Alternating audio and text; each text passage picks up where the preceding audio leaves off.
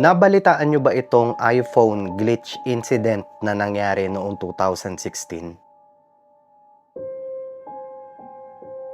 Nag-viral ito dati sa isang channel sa YT at madaming natakot noon. Hindi ko alam kung napanood nyo ba ito o napansin nyo yung kakaiba doon sa may video na pinakita ko. Kung curious kayo kung ano nga ba yung nangyari dito, sige, pag-usapan natin yan. Noong 2016, may isang channel sa YT ang nag-upload ng isang video tungkol sa lalaki na bumili ng kanyang bagong phone. Yung video ay supposedly isang unboxing video. Pero nagulat yung lalaki nang buksan niya yung camera roll ng kanyang device. Sa loob kasi ay makikita ang isang picture. Close-up photo ito ng isang taong nakahiga. Hindi matukoy kung lalaki ba ito o babae pero mapapansin na puro pasa at sugat yung mukha nito. Hindi din matukoy kung yung tao ba na nasa picture ay buhay pa.